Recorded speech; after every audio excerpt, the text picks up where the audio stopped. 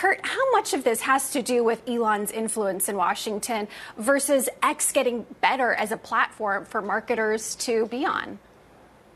Yeah, I think the influence part from Elon is a huge factor here, right? Because I think if you look at what X looks like today versus what it looked like 6 months ago, I don't see a huge difference. The marketers that I talk to don't necessarily see a huge difference. What has changed, as you point out, Jackie, is of course Elon's role within the government and also the fact that X is now out suing brands that aren't advertising on the platform, right? So if you're a marketer today, you're sitting there going, hey, is it worth spending some money on this service or sort of getting in the crosshairs of Elon Musk right now, given his power? And I think some brands are choosing, that it's the time to return for them. At the end of the day, though, Kurt, does it work? Does it work better than Meta Platforms, Instagram? Does it work better than TikTok?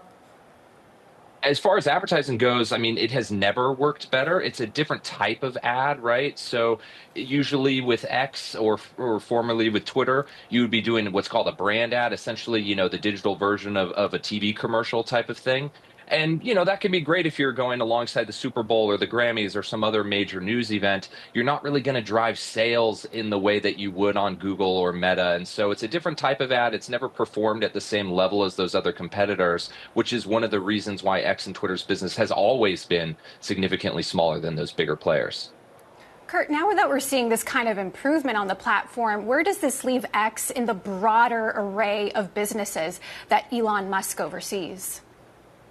Yeah, I mean, it's always been, the most maybe culturally important of those, just given the speech factor, right? Given the fact that Elon's out here commenting on politics and other things that are happening in the world. It's still certainly going to be a much smaller part of the business than, or his empire, excuse me, than a Tesla, SpaceX, even XAI, right? The valuation we're seeing that XAI is raising at is significantly higher than X. So business-wise, it is still a smaller part of his portfolio, but again, it's more of the cultural and speech elements of this that I think give it so much clout within his broader universe.